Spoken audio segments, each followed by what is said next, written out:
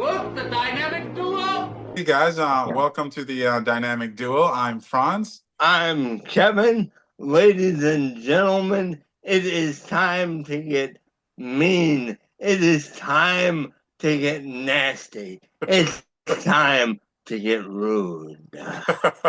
Kevin, let me tell you something. I could not be more excited because we have with us an absolute legend in the industry. One of the most awarded, rewarded, loved, admired artists that this industry has ever produced. But more than that, a personal fan favorite of mine and of yours. I've visualized this conversation for 30 years. So, my dear friend, help me welcome the one and only Steve, the Dude Rude, to the show. Welcome, Mr. Rude. Welcome, welcome, welcome. Oh, you're welcome. Thank you very much. Steve, as I said, we've been fan of your work for literally 40 years now. And the question, we've had the opportunity to interview some of the other giants in the industry as well. And the first question that I always like to ask is, do you get the impact that your art has had on us and on other people? I'm aware that through the fact that I'm a little different than most people in the way that I'm aware that I have the capacity to do good things and change lives. That's incredibly important to me. And the older I get, the more emphasis I put on that, especially in these live streams I've been doing, where I realize that I've always seen the world, Franz, as kind of in pain. Mm. There's a lot of pain out there, and it's that way because of people. So if people can produce that pain, people can take away the pain too. And so that's kind of what I think about when I try to make my contributions to the world before I'm not here anymore. Because when you're gone, what difference does it make? It doesn't. Yeah. Actually, it's interesting that you say that because you're absolutely right. There is a lot of pain and there is a lot of hurt in this world, quite literally and philosophically as well. It's an interesting thing. When I was a kid, I used to have toothaches, and reading comic books was a way to sort of numb that pain and make me forget about the pain.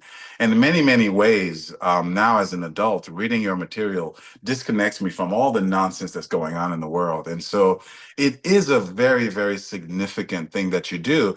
And it's the beauty about what you do is that it will be here long after you're gone, long after we're gone. It will be here and it will be respected. So kudos to you for bringing a positive energy to the world and to certainly to me as an individual.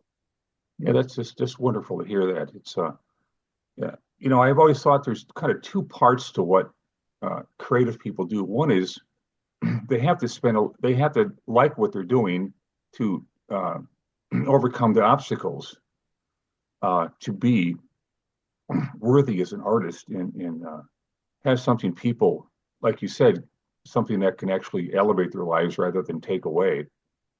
Um, so that's part one, is devoting things to yourself. And then if you get to a point where you actually can say you've got some cred about that stuff, as they say nowadays, um, then you're ready to contribute. And you can't contribute until you've been around long enough to justify uh, saying things to people that can heal them. Mm. Because it doesn't come because you wish it. It comes because you've experienced enough life, which is the point of really everything to me. I've always thought traveling is a vital ingredient to becoming someone less than someone who doesn't do anything for the world. You have to travel. You can't get a perspective unless you've done things like that and been around and experienced all of the crap that other people Absolutely. currently go through, like younger people. We all go through the same stages in life, and I don't know why people don't bring that up more often. But and I remember when I had the kids, and I kind of thought about it like this, it's hard when you're 6, it's hard when you're 2 years old. It's hard when you're 15, and then it's hard when you're 19, when you're out of high school and supposedly they were to make something of yourself. Yeah. And it's hard when you turn 30. Imagine how the hippies felt when they turned 30, right? No, I'm one of them. I remember that cartoon. And then as you age and the years go by, which is the only democratic thing I've ever seen in life, is that we all age at the same rate. Then it's probably a good idea to evaluate your life or reevaluate your life and realize that if you've got something to give, you better give it back, because you're not complete unto yourself. You're complete in only one way if you give it to yourself. Until that part 2 comes around and you do something to make someone's day or hour a little bit better. Yeah, I think that's a beautiful thing that you just said. And it's a very, very important thing. And what I would add to that, to the audience listening to us, is that you don't have to be Steve Rude to give back. You don't have to have the genius level talent to make a difference. I think that individually, like, the energy that you bring into a room could make all the difference in the world. Like, I've had opportunities where I've met someone and they just make my day better. They just make my moment better. And I think that Kevin is one of those people. Is one of those people that once I met him, we just kind of clicked because we both gave each other that positive energy and completely connected on that level. So I think it's a very, very important thing, particularly given in a world where there is so much ugliness, there's so much pain, there's so much anger. I think we do have an obligation to make a positive impact on the world. Kevin, I don't know if you want to jump in and say anything. Well, believe me, Mr. Rude, I have to concur with what my partner has said. Your artwork, your style has brought a 1,000 smiles to my face more times than I can muster. And believe me, your impact is felt in so many ways, and we are all thankful that you decided to use your talent to improve the lives of all of us. Yeah. Well, I don't think it's that hard, guys. I really don't. And I don't understand the people that want to do the reverse. I agree. What possesses people to want to add to the difficulties of life? Agreed. You got to examine that and wonder why. Why would you want to do something like that? So I can't even possibly conceive of why. I mean, there's way too much of there's a huge imbalance going on, and I think if anybody comes along and has the wherewithal to realize people need help, and it's not up to someone else, it's up to you. Yeah. Then you might have something going on in life that's worth giving back. Yeah, I couldn't agree more. One of the things we're not going to do on this particular conversation is ask you about how you got started. There's so many videos about you and how, we don't need to go there. What I wanted to do, though, along the conversation that we're having, the impact of the industry, the impact that you've had, but the impact of the comic book art in general, you are such a master. And I've seen a lot of your videos where you craft your work. One of the things about your work is that not only do you get the proportions, the anatomy correctly, but you deliver it in an attractive way. Like, the characters look good and they're alive. You bring life to your art in a way that 99.9% of artists just don't.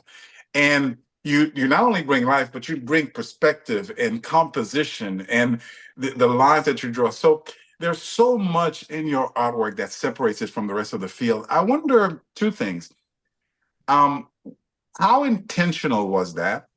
Is it achievable by other artists who don't quite have, artists are limited in terms of what they can do. You can see that in the facial, the jaw lines. It's just not quite there. And the life is not quite there. So how intentional was it for you to achieve that? Can other people learn to do that? And what's your general thought on comic book art in general? Well, these days to go backwards here. These days, comic book art is very stylized, Yeah. very stylized, more than I've ever seen it in any time in our 100 or so year history. And it's one thing I write about in my personal letters to myself, where I'm trying to self-improve, is the fact, the change factor. Hmm. When I came into the scene in the 80s with Nexus and me and Mike Baron,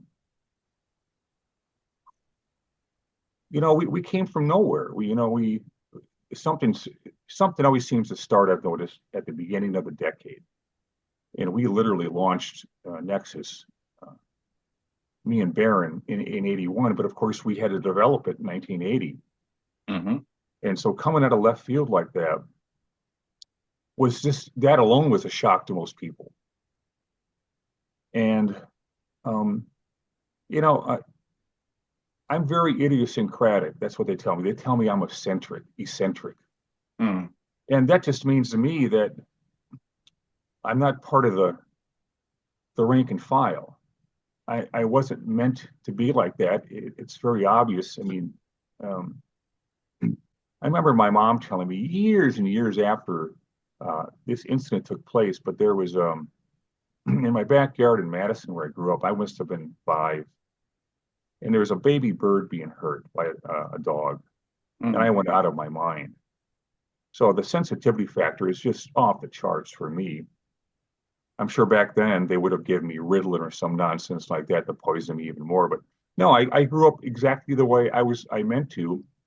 And that's when my mom said years ago, she goes, and she cited the baby bird incident. She goes, "That's how I knew you were different." Mm. But I can't imagine anybody, I mean, the people around me, and I remember this well, for whatever reason, they weren't reacting to anything like this, like the way I was. Well, I don't understand people that don't act like that. Agreed. I was going out of my mind with pain, and I'm still like that. All these years later, I don't believe people change their core in their lifetime, and if they do, I've never really seen it, guys. Franz or Kevin. As far as can you teach it? Can you impart it to people that don't get that? Franz, I don't know. I don't think you can. I think that's a core thing within you from the time you're born. So whatever is idiosyncratic and eccentric about me, it comes out, and actually it comes out starting here in my thumbnails. Wow. All the thinking goes into this, all of it. And I will go over these 3, 4, or 5 times to make sure they're exactly right. And what's astonishing to me is that every time I do these, I start these thumbnails, which is the beginning of everything you do to break down the story visually. I do things that surprise me, and I don't know where it comes from. Wow. Nobody knows where this comes from, and nobody ever will until they die, and maybe they get the so-called answers you can't find when you're mortal. But something compels me to push until I get it, because the idea that I would do something that's less than what I'm capable of is painful to me. Wow. Wow.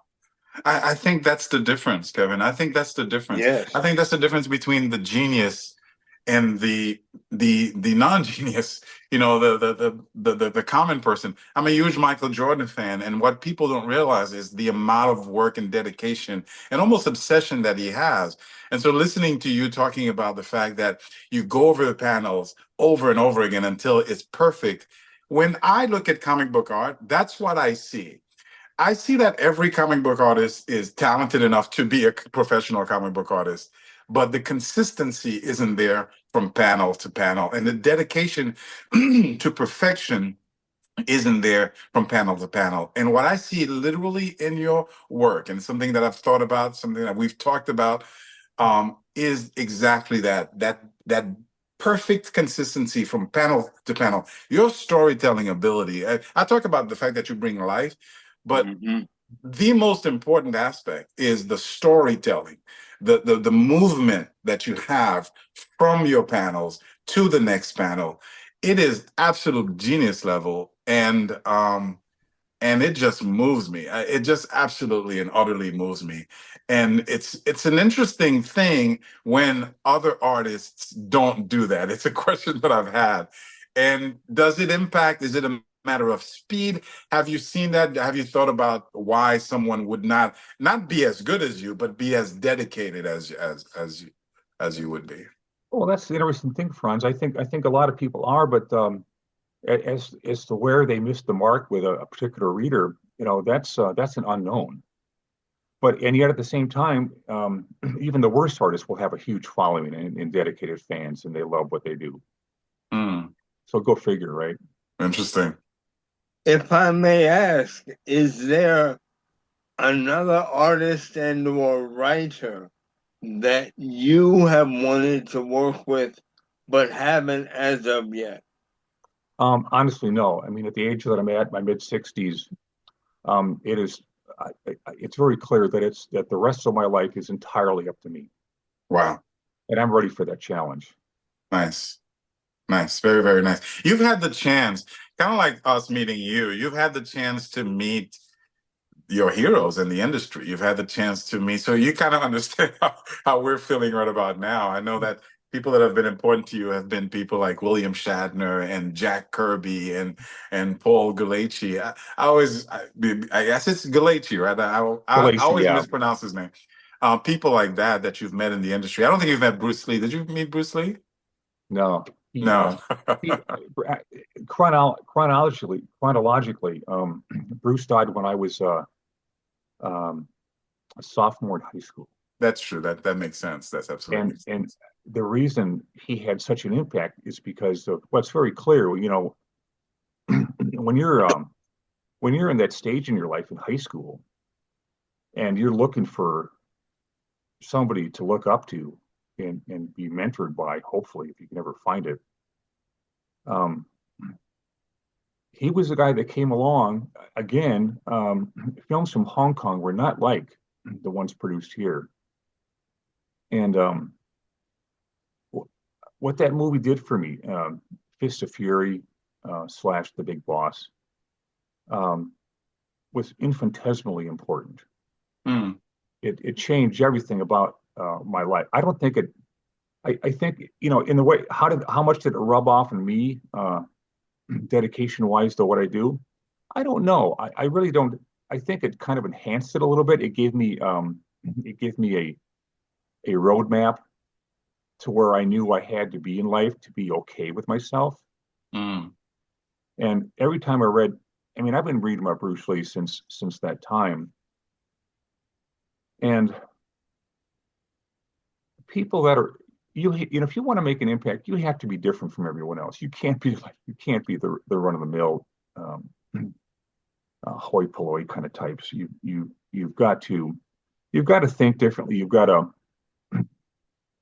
you know that somehow that if you don't want to pass through this world anonymously, you better have something and you better work really hard at it. And I like working hard. That's fun for me.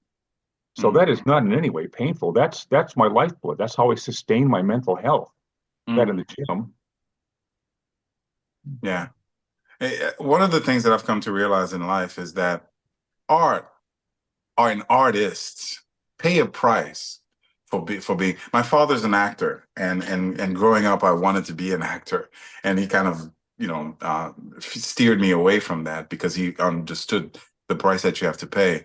And yeah, I've come to realize that especially genius level artists, producers, there's a price that you pay. There's an emotional price. You have to give so much of yourself, and you put it out there for others to respond to it, that it does. I've seen it drain it out of people, and it's a thing that increases my appreciation for those who do that at that next level.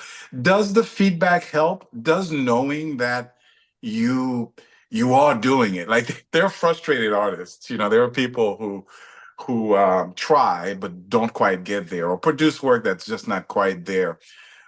Does the knowing that you've got someone, an adult, a grown man like me, who has a history of life, a person like Kevin, who books could be written about him, um, can share with you that, hey, you did have an impact on us? Does that help at all? It helps a lot, because if you work in a vacuum, it's a very one-sided kind of a insulated kind of a lifestyle, and that's not helpful to anyone. You really want to know how, hopefully in depth, and when people write comments, whatever this message stuff is on whatever these things are nowadays that my daughter knows about and my wife knows about, but not me. When they say, good job, that doesn't mean anything. I mean, that's, I want them to go way beyond the generic. If the work really does impact somebody in a really more than a passing kind of a way, then you want to know how it can do that. That's very important for people to get that kind of feedback. Well, I don't know how I can communicate it more than I mean, maybe I don't have the words for it, but you need to know that your work has impacted millions of people.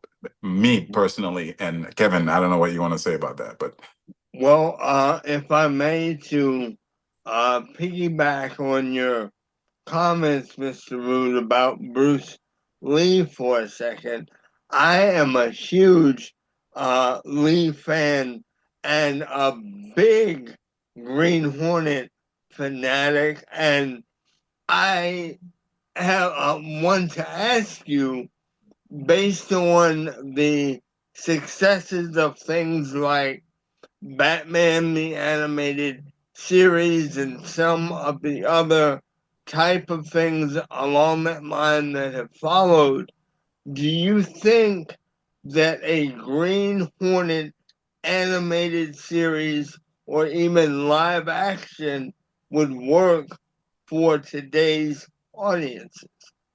Well, I don't. That's a very good question, because it brings up things in my mind that I thought about a lot, and that is, you mentioned today's audience. People don't change. Humanity doesn't change. It's like that line in Star Trek. Um, yes, we've made technical advances, but man himself has not changed. That's exactly what I see, and I don't think they've changed since, even when they were unevolved. I don't think those base thoughts, feelings that come out of an evolving human, they evolve, but they don't change. People's core nature is meant to be a certain way. I mean, how many aardvarks do you think are different from the other aardvark? um, Lions work in a pack. How different do you think they think? Outside the pack, they need the pack, and they think like the pack, and they need to do that to survive. But people don't need to do that. So as far as Bruce Lee goes, I think the hardest part about reading about his life is what he did after Green Hornet, and he, no man is isolated. So he had his friends, he made his contacts, like anyone with any sense of where they want to get should go through the process. When he met Sterling Silliphant, and Silliphant was the biggest screenwriter in the world at the time, making huge amounts of money. And apparently he had a really hard time getting a hold of Bruce. Well, when he did, Bruce Lee came in to see him personally, which I think is just common sense, which is obviously not that common these days or any other day. But he went in to see him, and he said, instead of saying, "Yeah, let's get it on here," he goes, "No, you're too old." Imagine saying that to somebody who could have, and eventually did, give him huge breaks in life. I mean, nobody gets a debut television show spotlighting his exact art the way Bruce taught it to Silliphant. Yes. And then there's just hundreds of other examples. But the other thing I think about is the perceptions of people that don't think like you.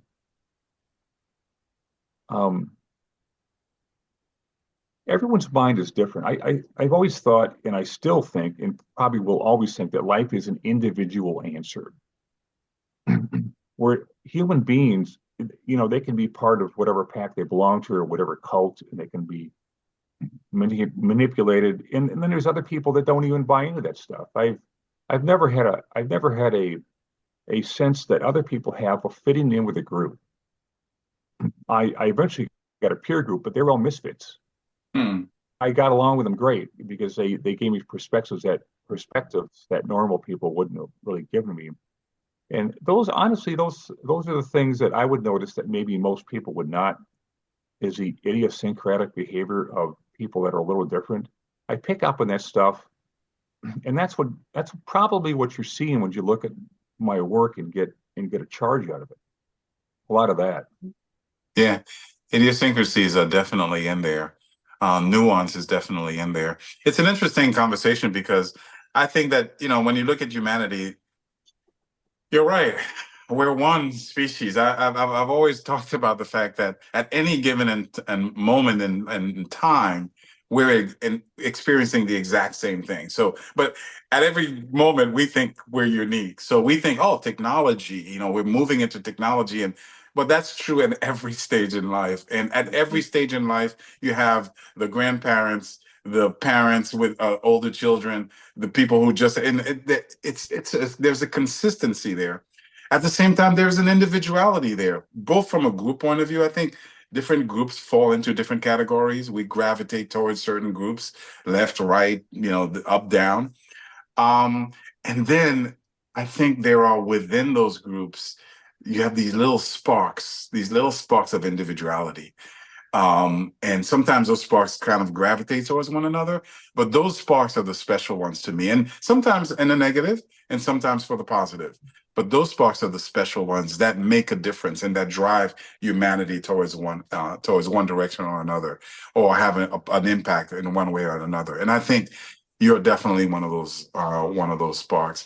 I'm curious, given that, what's your thought? What have you had any thoughts regarding what's happening in the industry in terms of the popularity of the movies, the popularity of the decline in the comic books? Do you have any thoughts regarding those things?